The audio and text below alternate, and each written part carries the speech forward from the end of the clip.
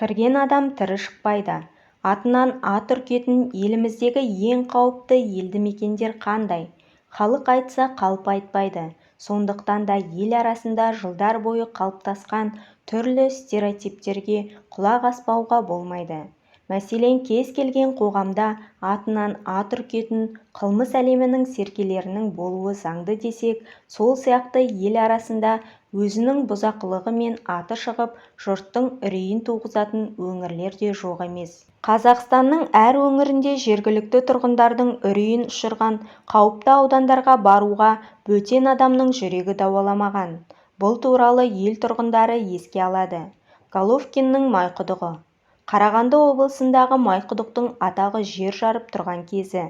90-шы жылдардағы елдегі тоқырау кезеңімен тұспа-тұс келген. Халық арасында Макен деген атаумен танымал бұл елді мекен Қарағандының солтүстік шығысында орналасқан. Қауіпті аудандағы жергілікті тұрғындардың айтуынша, сол кезеңде Майқұдықтың өз заңы болған.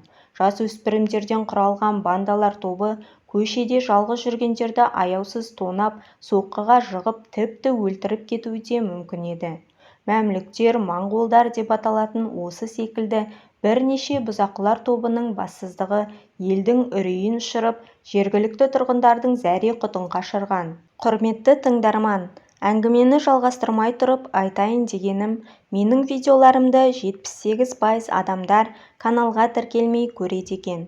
Өтінемін, егер де әңгімені тыңдап отырған болсаңыз, каналға тіркеліп, видеоны соңына дейін көріңіздер. Қазақша каналдарды қолдаңыздар. Тіл жоқ жерде ұлт та жоқ. Жас кезімізде Майқұдықтағы бірнеше аудандағы балалар бір-бірімен жаппай төбелеске шығатын. Әлсіздер Майқұдықта өмір сүре алмайтын.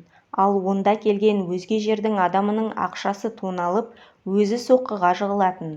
Сондықтан кішкентай кезімізден үй ауласында спортпен айналысып, денемізді шынықтыратынбыз. Кей балалар арнайы пышақ ұстап жүретін, деп есіне алады аудан тұрғыны Валерий. Ал қазақтың атын әлемге танытып жүрген Головкин, неліктен бокспен айналыстыңыз деген сұраққа, себебі мен Майқұдықтанмын ғой, деп әзілмен жауап берген. Алматы облысындағы Нұра ауылы.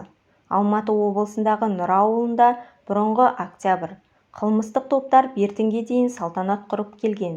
Бродяги мен Тайфун деп аталатын топтар өзара атысып, жергілікті тұрғындардың мазасын алумен болған.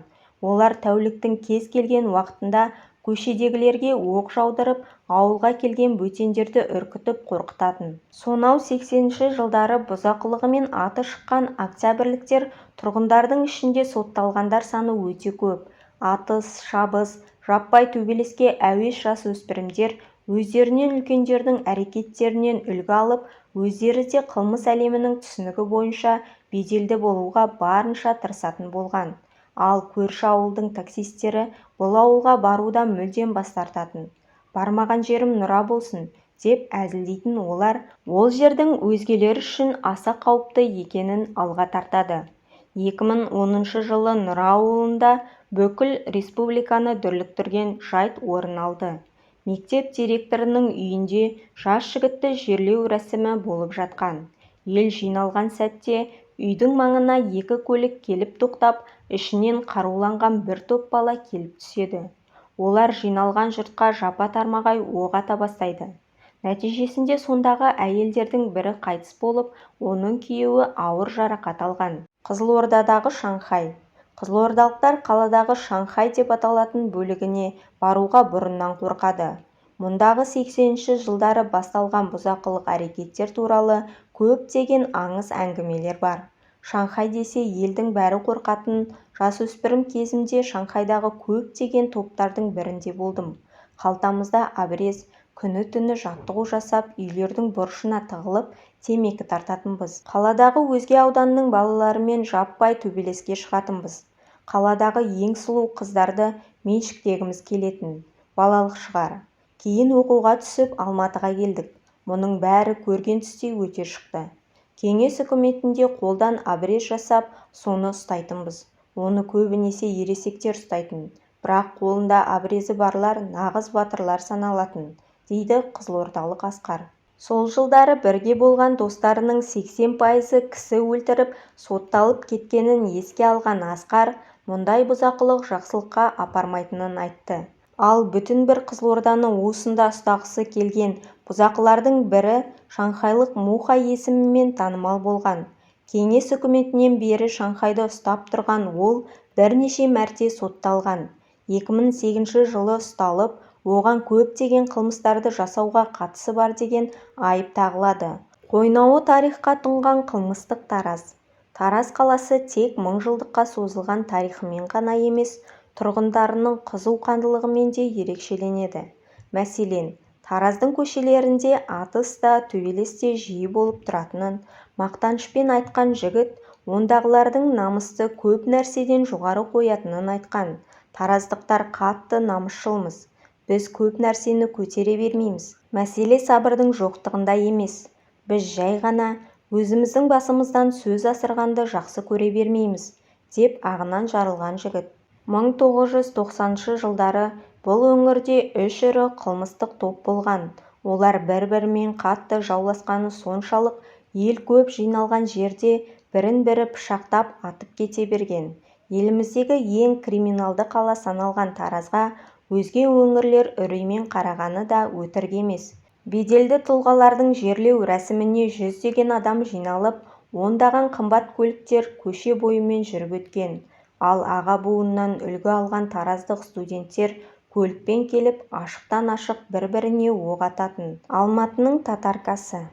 Қарағандыда майқұдық болса, еліміздің мәдени астанасы Алматыдағы татарка деп аталып кеткен шағын ауданның да қорқынышты тұстары ел арасындағы әңгімелерге арқау болған. Студент болдық. Алматыда жұмыс істеуге қалдық. Отбасымызбен пәтер жалдап тұратынбыз. Көбінесе жергілікті тұрғындар үйінің жертөлесінде тұратынбыз.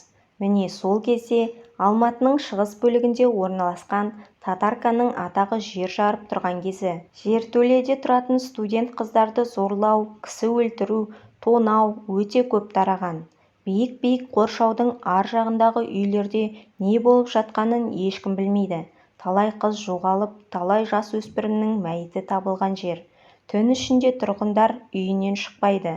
Алматыдағы ең үрейлі әрі қауіпті аудан осы болды.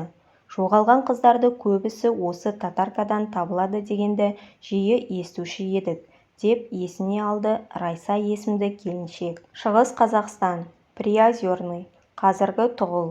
Шығыс Қазақстан облысындағы Приозерный ауылы да ел арасында үрей тудыратын. Онда қылмыстың көптігі сонша, кісі өліміне тұрғындардың еті үйреніп кеткенін айтады көршілес ауылда тұрған Нұргүл. Приозерныйда күнде өлім, күнде атыс болады деп еститінбіз. Олардың жігіттері аса бұзақы, мінездері қиын, кез келген нәрсеге ашуланғыш болып келеді дейтін. Сондықтан анамыз Приозерныйдың жігіттеріне жоламаңдар деп ескертіп отыратын. Құрбымның ағасы Алматыда оқыған қызының үйіне Приозерныйға барып қайтпаған. Жергілікті жігіттер қыздарымызды бермейміз деп соққыға жығып өлтірген дейді Нұргүл.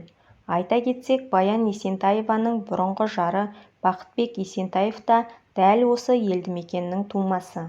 Ақтөбенің Шалқар ауданы. Қылмыс туралы әңгіме бола қалса, ақтөбеліктер Шалқарды есіне жиі алады. Ел арасында шалқарлықтардың қиын мінезі туралы алып қашпа әңгімелер көптеп тараған. Олардың да өз ауданы ішінде өз заңы, беделді тұлғалары аз емес. Танымал әнші Асхат Тарғын бір сұхбатында Шалқардан шыққанын мақтанышпен айтатынын және өзінің де шалқарлықтарға тән мінезі бар екенін жасырмай айтып қалған. Семейліктердің аягөзі. Елдің Семей тұрғындары да топтасып қылмыс жасап, көрші аудандардағы авторитеттермен жаппай төбелес ұйымдастырып, атыса кетуден ешкімнен қалған емес. Керісінше, семейлік жігіттердің ішінде жергілікті аймаққа ғана емес, республикаға танымал беделділер шыққан.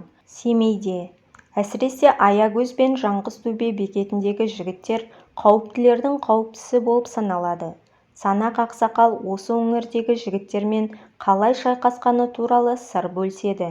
Мен ол кезде 50-ден асқан едім. Қарашаның қара суығы. су жаңа волгамыз бен Алматының беделді мемлекеттік қызметкерлері бар. Бірнеше адам Зайсанда болған жер сілкінісіне бола кетіп бара жатқанбыз. Жолда көлікке жанармай құю үшін Аягөзге жанармай бекетіне тоқтауға тура келді. Ала қараңғы, кешкі уақыт.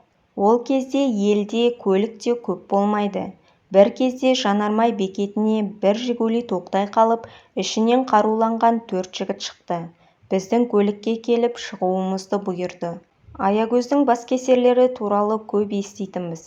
Алматылық нөмір болған соң аңдып келген екен. Дәп сол сәтте жүргізушіге көлікті бас деп бұйырдым. Артымыздан атып жатты.